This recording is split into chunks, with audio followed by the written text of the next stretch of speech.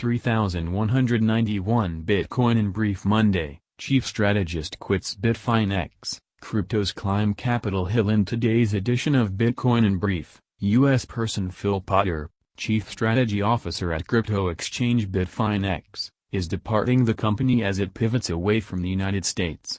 In America, the Supreme Court mentions Bitcoin and cowrie shells in the context of money. On Capitol Hill, congressmen have been warned to disclose their crypto holdings, while a Republican rep calls for light-touch ICO regulations. Chief of Strategy leaves trading platform Bitfinex. Phil Potter, the Chief Strategy Officer of Bitfinex, is leaving his post at the exchange, Reuters reported, quoting both him and the company. Potter will be replaced by Chief Executive J.L. van der Velde, Bitfinex announced. Speaking of new opportunities he did not specify, Potter stated, "As Bitfinex pivots away from the U.S., I felt that, as a U.S. person, it was time for me to rethink my position as a member of the executive team." Bitfinex, currently the fourth largest cryptocurrency exchange by trading volume, is owned by a company based in the British Virgin Islands. The platform offers traders the opportunity to buy and sell cryptocurrencies such as Bitcoin and Ether. In April, Bitfinex also introduced trading for 12 altcoins. The exchange shares management with Tether Limited, the company that issues the Tether token, USDT, which, according to its developers, is pegged to the US dollar. The claim, however, has been contested by critics who doubt the company holds $1 in reserve for every minted coin. According to a research paper by the University of Texas, Tether may have been used to manipulate the price of Bitcoin last year, an allegation that Bitfinex rejects. An investigation opened by the U.S. Justice Department into possible manipulations is believed to be one of the main reasons for the recent crypto market losses. U.S. Supreme Court mentions Bitcoin since the announcement of the U.S. DOJ probe. Several other interesting developments have been reported in the U.S. in a ruling not directly related to cryptocurrencies. The Supreme Court of the United States mentioned Bitcoin, arguably for the first time. The dissenting opinion in the Wisconsin Central Limited v. United States case, authored by Justice Stephen Breyer, puts forward the first cryptocurrency as an example of how views regarding money are changing over time. The case is centered on a taxation dispute stemming from the government's assertion that the railroad company's stock option payments to its employees represent money remuneration and should be taxed, while Wisconsin Central and its workers claim the opposite. The majority opinion, written by Justice Neil Gorsuch, supported the company's view in a 5-4 vote, stating that stock options were not money and could not be subject to taxation under the Railroad Retirement Tax Act of 1934. However, the dissenting opinion, authored by Breyer and backed by 3 of his colleagues, argued that the stock options were in fact money remunerations. Justice Breyer specifically refers to Bitcoin, stating that, "What we view as money has changed over time.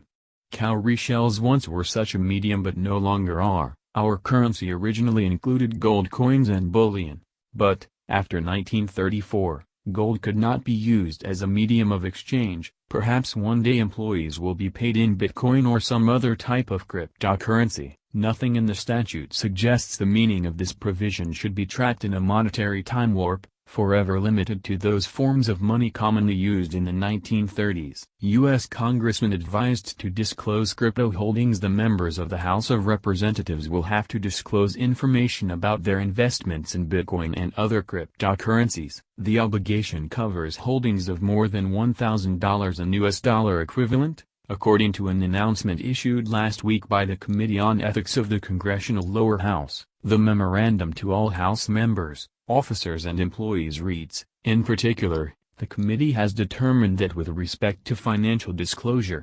cryptocurrencies will be treated as in other forms of securities and are therefore subject to reporting both on a financial disclosure filer's annual financial disclosure statement, FD statements or statements, and on periodic transaction reports, PTRs, throughout the year." The committee also recommends, due to the evolving nature of cryptocurrencies, that anyone with questions about digital currencies or intentions to participate in initial coin offerings, ICOs, contact the committee for guidance prior to investing. In addition, House members are now obliged to report, within 45 days, any transactions with crypto assets, again in excess of $1,000. The Wall Street Journal reported, Congressman calls for light ICO regulations. Speaking of crypto investments and the capital, a call was issued last week to adopt a light-touch regulatory framework for the young crowdfunding industry. In an interview with CNBC,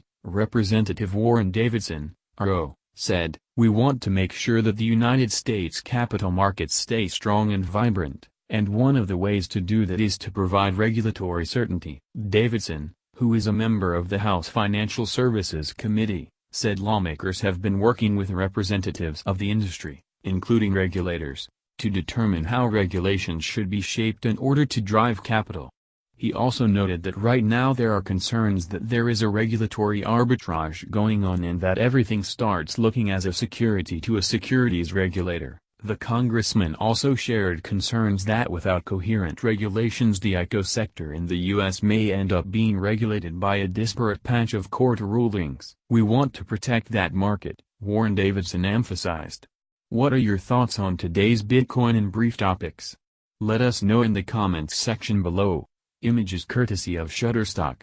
Make sure you do not miss any important Bitcoin-related news.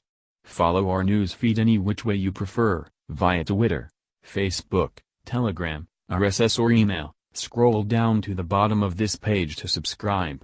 We've got daily, weekly and quarterly summaries in newsletter form. Bitcoin never sleeps. Neither do we.